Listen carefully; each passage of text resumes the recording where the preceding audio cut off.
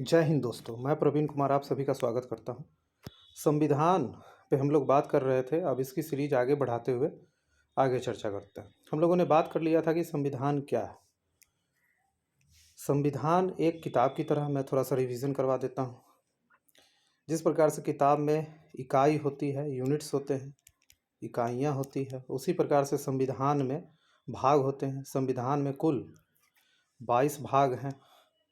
उसी प्रकार से जैसे किताबों में चैप्टर्स होते हैं, उसी प्रकार से यहाँ पर संविधान में 395 अनुच्छेद हैं। और किताबों की कुछ बातें जैसे किसी पेज के नीचे या लास्ट में लिखा जाता है, उसी प्रकार से संविधान में भी अनुच्छेद के रूप में इसे लिखा गया है। जिन अनुच्छेदों की संख्या कुल अनुच्छेद नहीं, अनुसूचियों की संख्या 12 है। ठीक है, इस पे हम बात कर चुके थे। आइए दोस्तों, थोड़ा सा अपनी बातों को आगे बढ़ाते हैं। ये जो संविधान है, इसे लिखने के लिए अंग्रेजों के शासनकाल में ही, जब हम गुलाम हुआ करते थे, उस समय ही एक संविधान सभा का निर्माण करना था। यानी अगर आपसे कोई सीधे शब्दों में पूछे कि संविधान सभा क्या है, तो संविधान बनाने के लिए, संविधान का निर्माण करने के लिए एक सभा की ज़रूरत थी, जिसे हम संविधान सभा के नाम से जानते हैं। थोड़े से इसके बैकग्राउंड को देख लेते हैं, यानी इसके हिस्ट्री पे थोड़ा सा बात कर लेते हैं कि संविधान सभा का निर्माण कैसे कैसे हुआ। बहुत लंबे प्रोसीजर के बाद संविधान सभा बन करके तैयार हुई है दोस्तों।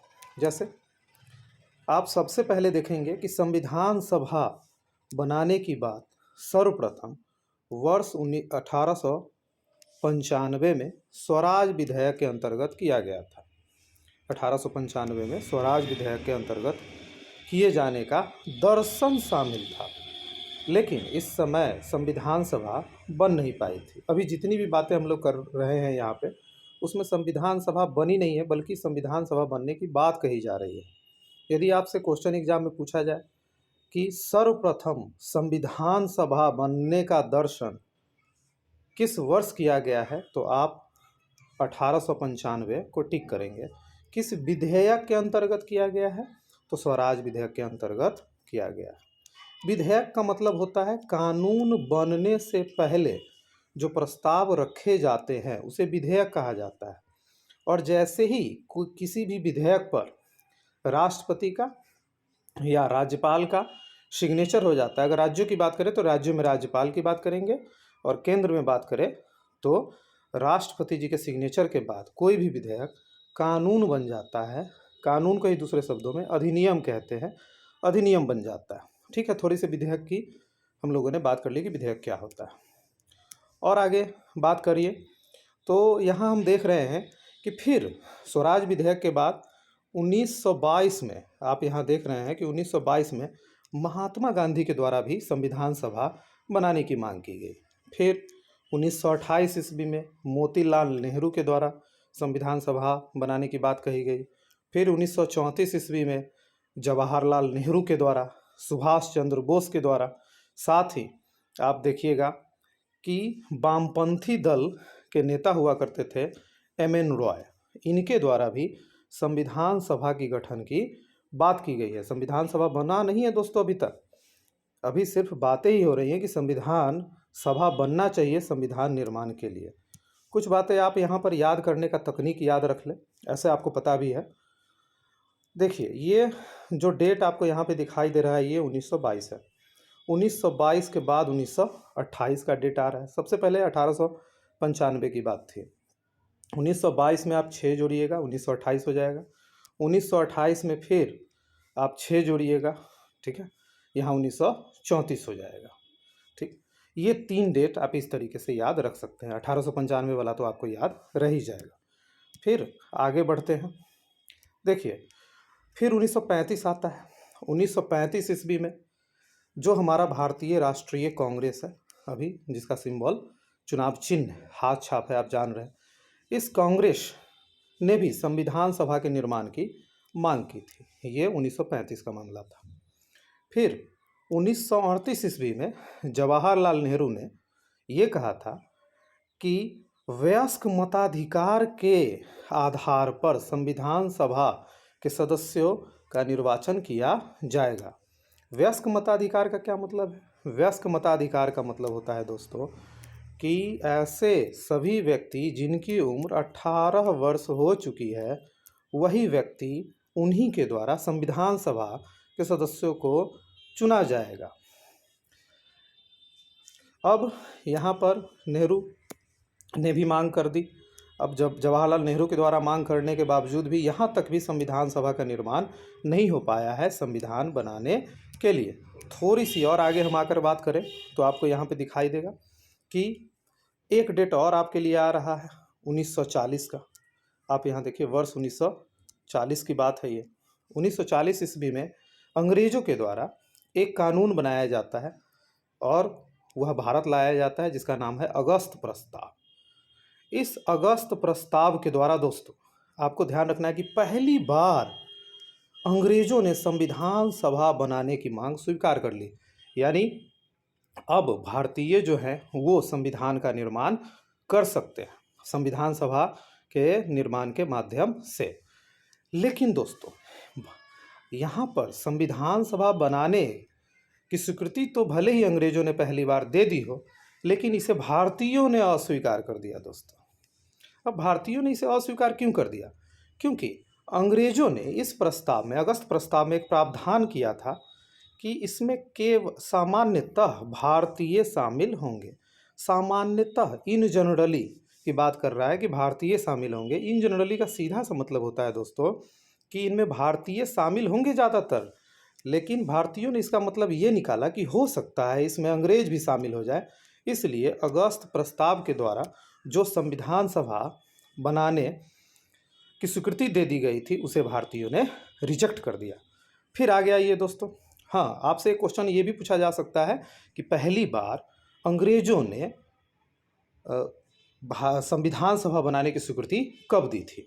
तो आप बता दीजिएगा कि अगस्त प्रस्ताव 1940 के माध्यम से ये दिया गया था, लेकिन उसमें भारतीयों ने उसे अस्वीकार कर दिया था। फिर आप आगे आइए तो फिर से एक और डेट आपके लिए 1942 का। इस समय क्रिप्स मिशन यानी एक और कानून जो ब्रिटेन में बना और भारत इसे भेज दिया गया, क्रिप्स मिशन लाया गया।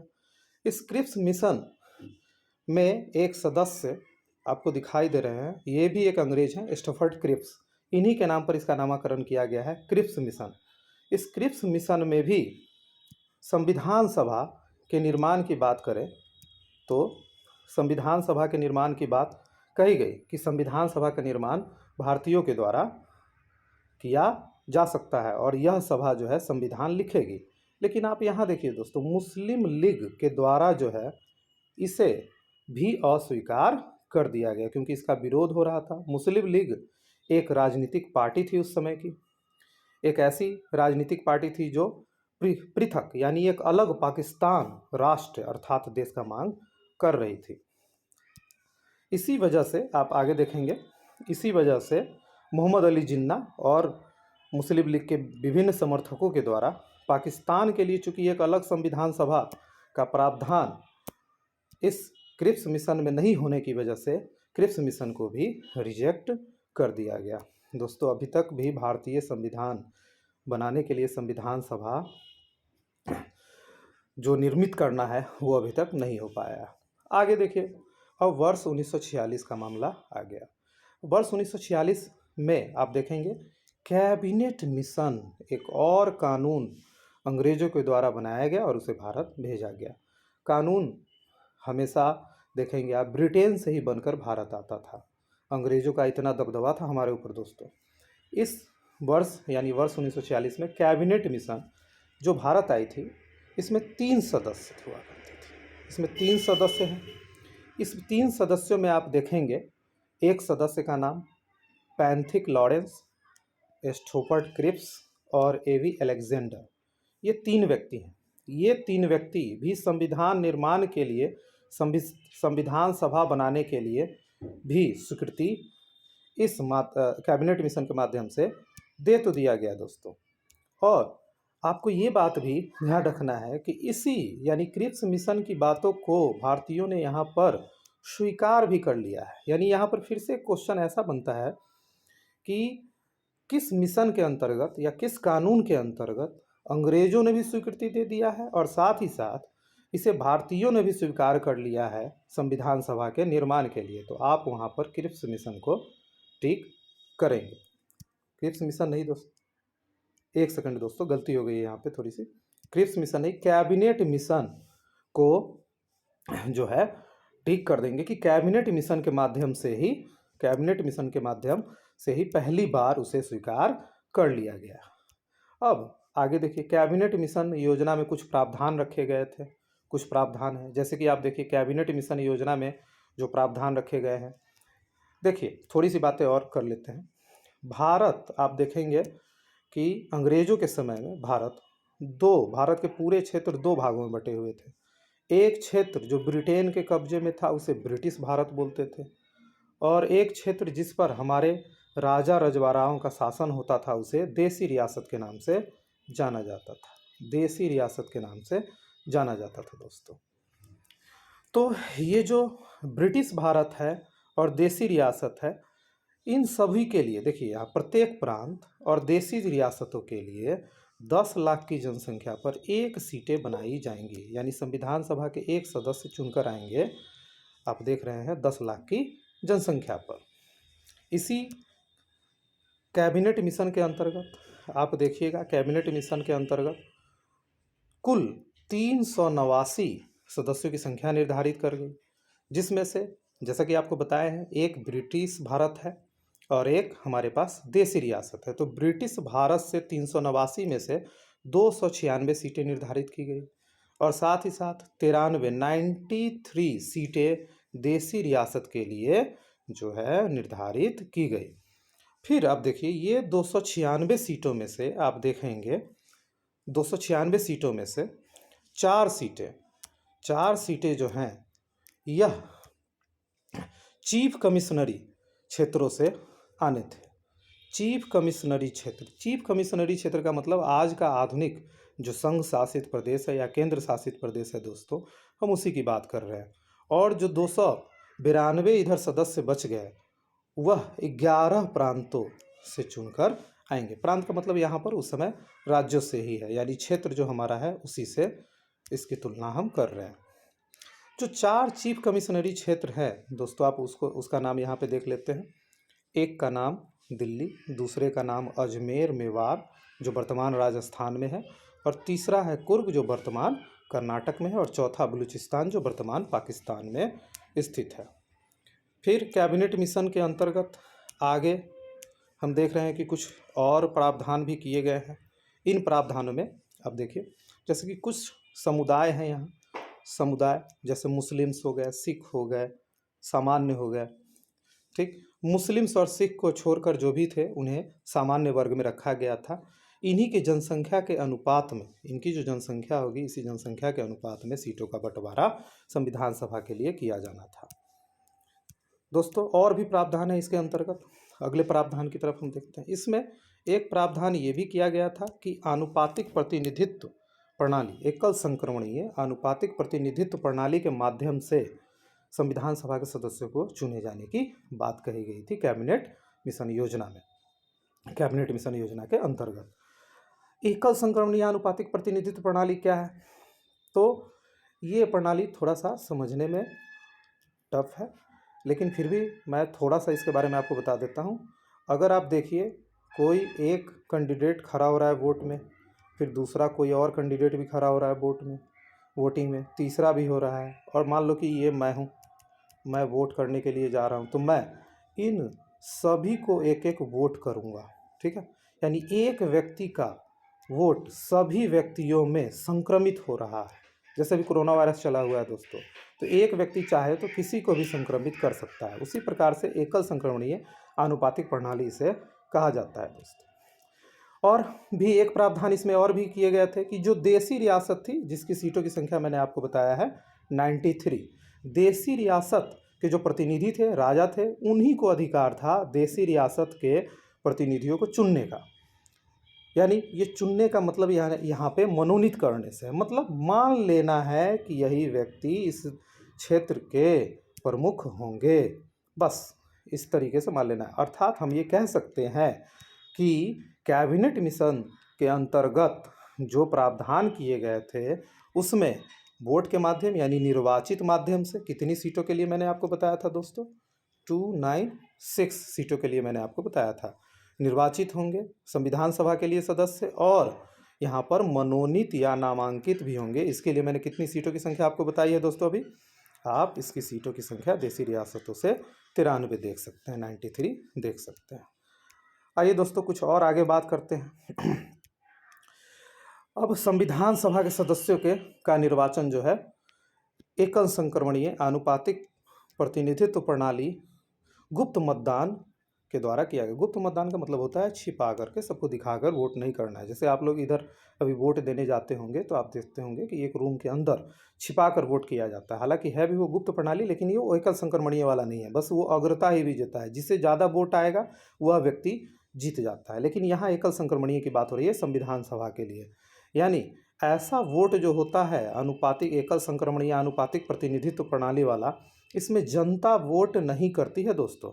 यानी हम लोग जो हैं, जनता सीधे अगर अपने प्रतिनिधि को नहीं चुनती है तो ऐसे चुनाव प्रणाली को अप्रत्यक्ष प्रणाली कहा जाता है। इस बात को भी आपको ध्यान में रखना है। तो जब संविधान सभा बनी थी दोस्तों, तो उस समय आपको मैं बता दूं कि अप्रत्यक्ष रूप से ही संविधान सभा के सदस्यों को चुना गया था, जितनी भी वोटिंग कराई गई है 296 सीटों के लिए, क्योंकि इस समय भारत की संपूर्ण जनता ने वोट नहीं दिया था संविधान सभा के सदस्यों को, इसलिए इसे हम अप्रत्यक्ष चुनाव प्रणाली कह रहे हैं। और आगे थोड़ा सा बात करते हैं। आप देखेंगे भले ही हम ये बात कह रहे हैं कि संविधान सभा के सदस्य जो है वो प्रत्यक्ष रूप से नहीं चुने गए हैं, फिर भी आप देख रहे हैं कि प्रत्यक्ष रूप से प्रत्येक सदस्य का चुनाव नहीं हुआ है, फिर भी यहाँ पर विभिन्न धर्म जाति के लोग संविधान सभा में संविधान लिखने के लिए मौजूद थे। जैसे हिंदू धर्म से भी लोग यहाँ थे, इस्लाम धर्म यानी मुस्लिम धर्म के लोग भी थे, सिख भी थे, आंग्ल भारतीय भी थे, ईसाई भी थे, पारसी भी थे। आंग्ल भारतीय क्या होता है दोस्तों, आप देखिएगा आंग्ल भारतीय, हालांकि आगे के क्लासेस में आपको बताऊंगा। आंग्ल भारतीय का मतलब होता है, दो शब्दों से है बना हुआ है, एक आंग्ल यानी अंग्रेज और एक भारतीय यानी अगर यूरोप का रहने वाला, यूरोप का रहने वाला पुरुष है यानी मेल है, और फीमेल भारतीय है, इन दोनों की शादी होती है तो इनसे उत्पन्न जो संतान होते हैं, बच्चे होते हैं, इन्हें आंग्ल भारतीय कहा जाता है। ठीक है दोस्तों, आप आंग्ल भारतीयों को भी समझ रहे होंगे।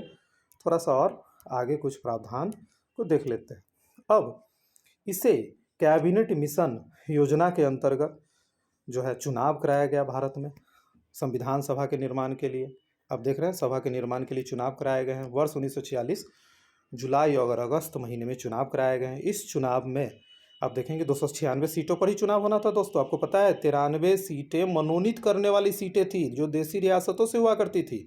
296 सीटों पर चुनाव हुई, जिसमें आप देखेंगे 208 सीटें कांग्रेस को मिली है, मुस्लिम लीग को 73 सीटें मिली है, और अन्य पार्टियों को आप देखेंगे 15 सीटें मिली हैं। दोस्तों आइए थोड़ा सा आगे भी कुछ, अब हम लोग यहीं पर अपने क्लास को समाप्त करते हैं दोस्तों। धन्यवाद, आपने मुझे सुना, इसके लिए बहुत बहुत धन्यवाद। अब आगे की क्लासेस नेक्स्ट वाले वीडियो में आपको अवेलेबल करा दिया जाएगा। धन्यवाद।